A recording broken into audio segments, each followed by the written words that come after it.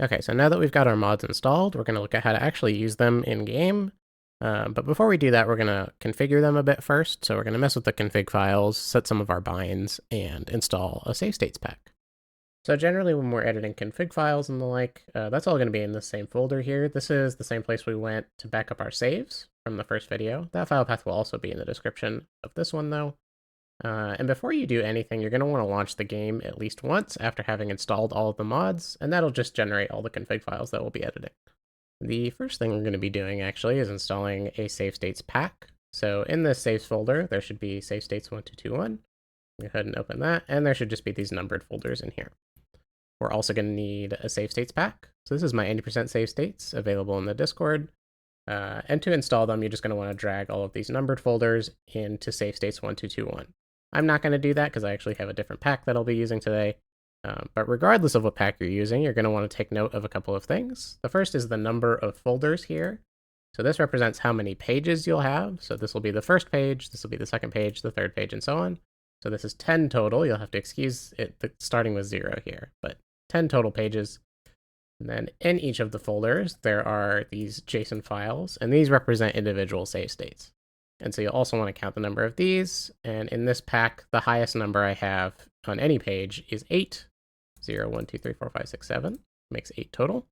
So I've got 10 pages, 8 save states per page. And we'll need that information in just a second here for the debug config. All right, now that we've got those installed, we're going to actually edit the debug mod config. There are a whole mess of files here. The one we're looking for is debugmod.globalsettings1221.json. There's also debugmod.globalsettings.json. And then there's also backup or .back files for both of those. We don't want any of those other ones. Make sure you're editing debugmod.globalsettings1221.json and that it is a JSON file. We'll open it with Notepad or your text editor of choice. And the most important part is this bit at the top, where we set the number of save states per page and the number of pages. So if you recall, mine had 8 save states per page, 10 pages total. I'm going to change this to an 8, which corresponds to max save states. And then save state pages is already at 10. That's good for me. So I'll go ahead and save. And then while you're here, if you wanted to, you could also change this bit here, numpad for save states. We're going to be picking save states from a menu, and if you would prefer to use the numpad instead of the number row on the top to pick from that menu, then you can go ahead and change this 0 to a 1.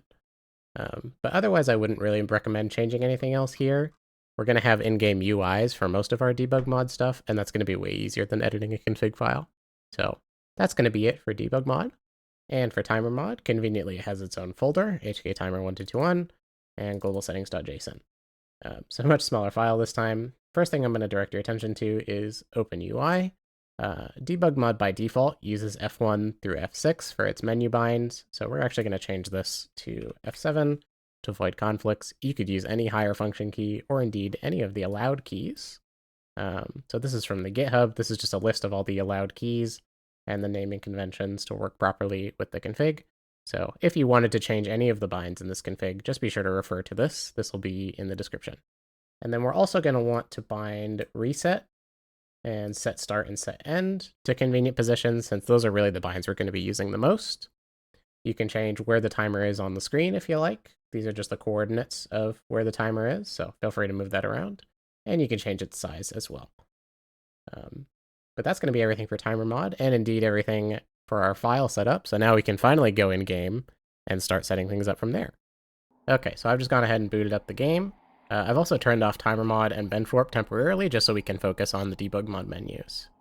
If this is your first time watching the game with debug, you might notice this big menu over the game. You can toggle that with F1, but we're going to leave it open for now because we want to add some binds. We're also going to pause our game so we can get access to our cursor here. So this is the binds menu, and for each bind, it tells you what it does, what key is bound to it, and then it has 2 buttons here. This first one on the left, if we click it, it'll wait for an input for us to bind it. So yeah, press B. If I press the other button, it will just run that action one time, as if I pressed what it was bound to. So that's what those 2 do. If, by the way, you ever bind something by accident, you can press the bind button, and while it's waiting, just press escape instead of any other key, and it will unbind it. And so with that in mind, we're going to start binding stuff. Now, do keep in mind, there are a lot of things you can experiment with in debug mod. And certainly I do encourage you to look around and see if any of these are useful to you. For this video, I'm going to be covering the things that I think are most widely applicable to just general any category practice, and just the things that I want immediate access to. Because remember, these right buttons can be used to activate any of these at any point if you wanted to just use it every once in a while. But for setting keybinds, we really want to do that for things that we use frequently. So that's what I'm going to be focusing on. So the first thing I'll mention is under the visual page, this is show hitboxes. If I press it once, it gives me a basic view here, so I can see all the wall and floor collision, the collision of these doors, the nail hitbox, the knight's hitbox, the crawled hitbox. And if I press it again, it gives me a more detailed view. So these are the particles from the door. These are the interaction boxes for the wiggly plants, just things like that. Generally speaking, when you're using hitboxes, we use the first one here, unless you need to see something in the second one, just because that second one can be quite laggy from all of the assets that it's loading. And this can be really handy, mostly as a labbing tool or for diagnosing your movement, so making sure you're taking corners really tight. If maybe a wall isn't behaving the way you expect, there's some really egregious hitboxes in this game. Or max ranging on an enemy, or seeing which enemy hitboxes disappear during different attacks, things like this. So not as useful for everyday practice, but really good for labbing. Next up is everything under the cheats page here. You really could bind pretty much everything here. It's sort of up to your use case and preference. They're all very self-explanatory. The ones I use the most are Kill All, Infinite Soul, and No Clip. So No Clip is this. You might have seen this before. You go very fast, you can fly around, you don't have collision, and you're invincible. So very nice for getting around quickly. And then Infinite Soul, of course, very self-explanatory. I just have Infinite Soul. Don't need to hit anything. So this is really nice for practicing fireball skips. I can do the fireball skip, and then no clip back when I normally wouldn't be able to make this jump. So, yeah, again, all very self-explanatory. Feel free to bind whatever you like. These are also available in this cheats menu here. All right, and then the big one here is the Savestates page. But before we get into Savestates proper, I'm going to talk about position, save, and load.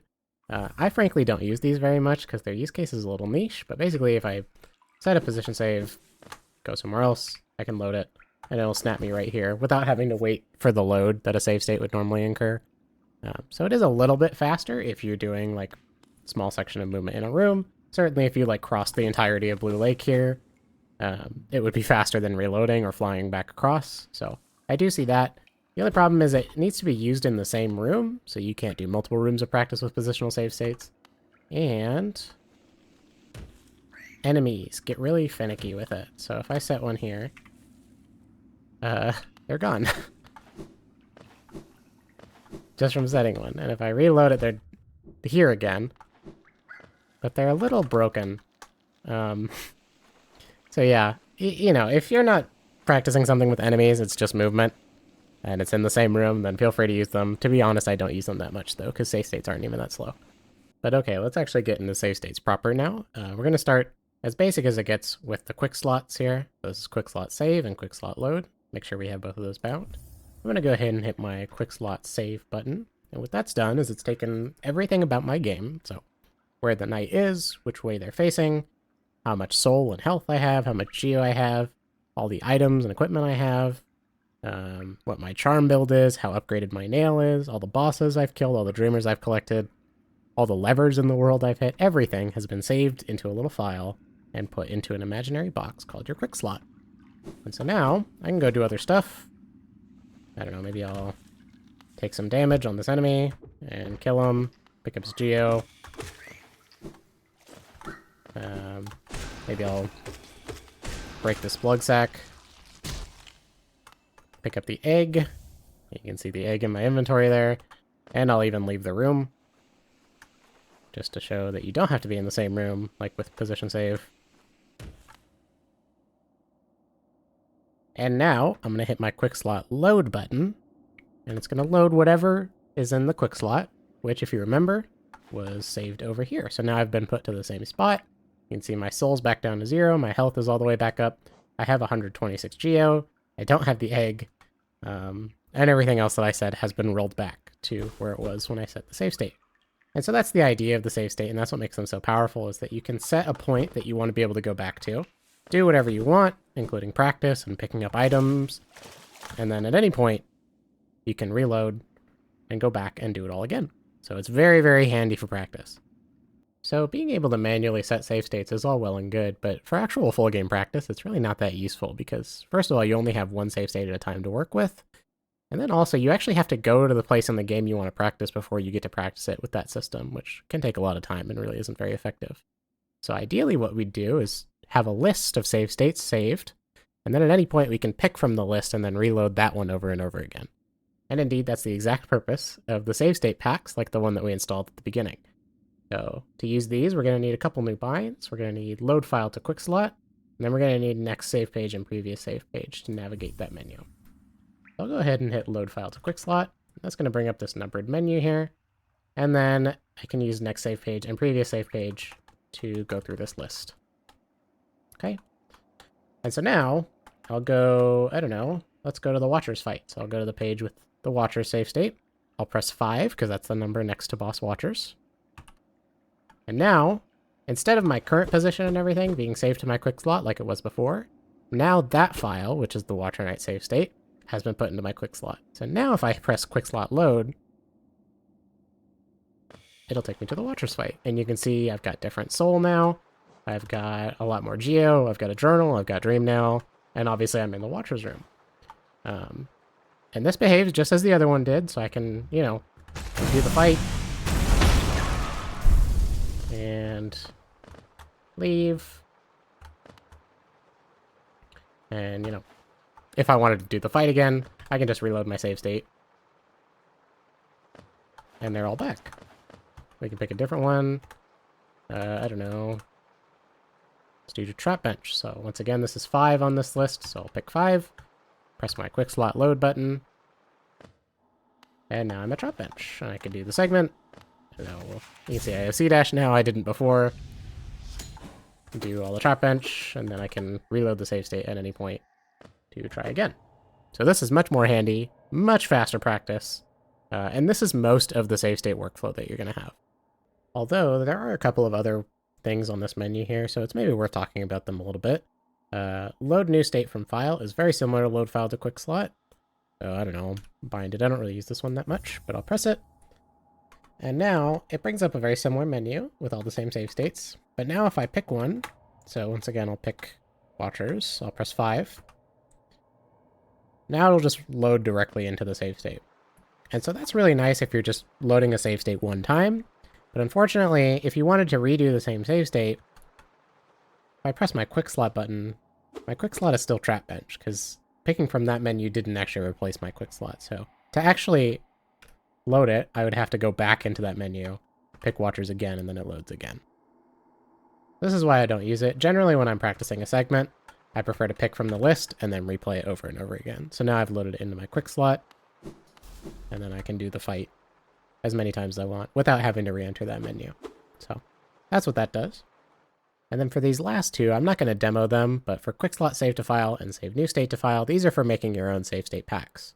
So they allow you to save a save state to a file, and then you can compile all of those into a pack like the one that we downloaded at the beginning. Generally, though, these aren't necessary to use, especially if you're running a main category. There's almost definitely already a save state pack that is perfectly suitable, so there's no need to make your own. And just as one final note about save states, if your menu has these room names after it and you don't want those anymore, you can go to the mod UI in binds and press the little button next to toggle showing room IDs. Press that and you can see those room IDs go away. Just much cleaner in my opinion, and I would recommend it. And so now finally we are done talking about debug mod, so I'm going to go ahead and press F1 to get rid of this menu, and I'm going to turn timer mod back on so we can start talking about that. So let's go ahead and press our Open UI button that we set in the config at the beginning. And to navigate this menu, it's just up and down to go to different options, left and right to change the options, and you can also press Enter on these ones that don't have left and right options. So I'm going to leave my trigger type on collision, and we'll just go through them one by one here. Go ahead and press the same button to close the menu. I'll press my set start bind to set our start collision, and I'll press our set end bind to set the other one. And now I'll press reset to set my timer back to 0. So the way these work, if you touch the green one, then the timer starts. And if you touch the red one, the timer ends. You can see I can come into it from anywhere. As soon as you touch them, they do their respective thing. And so these are probably the most versatile. You don't always need to set an end timer, for example, but this is really nice for timing sections of a room. You know, if you're comparing two strats for going through a room, this is really nice. You can also use this to time boss fights. So I'll go ahead and put my end away and put a start one like here. And I can load, oh, where is it? Load the Watcher's boss fight. Reset my timer and start the fight. And so now I've got a consistent starting point. And I can do my fight, and I'm sure this is going to be the best Watcher Knight's fight I've ever done. And so I killed the first knight at 15 seconds on this timing. So you can either translate that to in-game timing to be able to compare with your splits, or you can just have it as its own timing to be able to compare your practice segments to each other. So that's really useful. Collision trigger is very versatile. All right, the next trigger type we're going to talk about is movement. This can be a little finicky, but can be really useful for timing some specific strats. So I'm going to go ahead and press my set start button. That creates a movement trigger. You can see the little message on the bottom. Now, whenever I do any action, so I don't know, moving obviously, but also jumping, or swinging my nail, or even swinging it without touching anything, charging a C-dash, focusing, shooting a fireball, anything like that, the timer will start. You can see I can reload my save state, reset the timer, and it'll just start going when I start moving. Something weird about movement triggers, though, is that if I try to set an end trigger, it cannot do it. It says it can't do it as an end trigger, so we're going to have to use a different type. Let's use collision, because we already know how those work. And I'll set one, I don't know, down here on this wall, maybe. So now I'll reload my save state. And now I'm going to start moving, it's going to time it, and then when I touch the collision trigger, it'll stop. So that strat is 3.1. I can do it again. That strat is 3.27. So hopefully you get the idea. Movement can be nice in situations where collision is not going to be consistent. And the last trigger type is the scene trigger. So I'll go ahead and set start. That'll start it. And now, anytime I enter this scene, which is to say this room, the timer will start. So I'll go ahead and reset. And once I enter this next room, the timer starts. And similarly, if I want the timer to end when I enter this next room, I'll go ahead and set an end trigger in here. And now whenever I enter this room, the timer will stop. I'll reset and enter this room. Timer starts, I can do whatever, and then as soon as I enter the next room, it'll stop. You can also combine this, of course, with any of the other triggers. So maybe I'll make a movement trigger and set it in here. Close the menu and go up to here. So now I can time this section of the room. And it'll stop when I leave. I can reload my save state. And as soon as I start moving. So you get the idea. Yeah, so that's scene triggers. Okay, so now that we've gone through all of that, let's do one final example to put it all together. So let's press load file to Quickslot. And let's go to den by pressing 2. And press my Quickslot load button to load that. Good, so now I'm in den. I don't actually want to time all of den though, I just want to time a specific part of it. So I'm going to turn on no clip and sneak past this div out and these spiders, and I want to be right here. And I'll set a new save state here with Quickslot save. So now when I reload the save state, instead of putting me at the beginning of den, it'll put me right here. Perfect. I'll also want to set a movement trigger. And because we can't set a movement trigger for the end, we're going to need a collision trigger. And I'll put that right here. Okay. Go ahead and reload my save state. Make sure the timer's not running from the movement trigger. And we're going to compare whether dashing is faster here or C dashing. So let's give it a couple tries.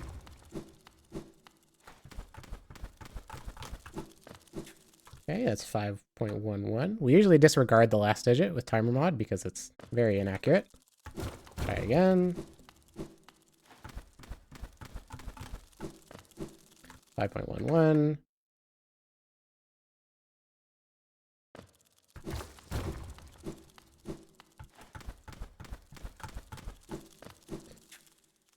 Oh, 5.98. Looks like I forgot to reset my timer before starting. Yeah, reloading a save state will sometimes count as movement, so it'll start the timer. Make sure you reset that. Let's try again.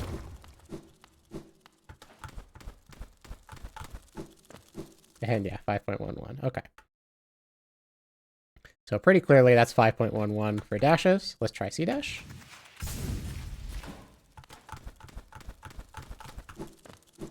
Ooh, 5.06. Looks like it's a little bit faster. Try again.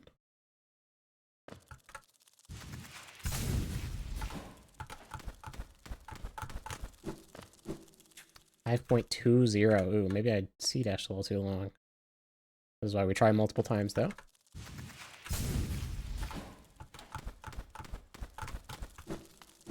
.08. All right, so it looks like C dash can be faster as long as you cancel it in time. So there we go. We've timed a strat using everything we've learned today.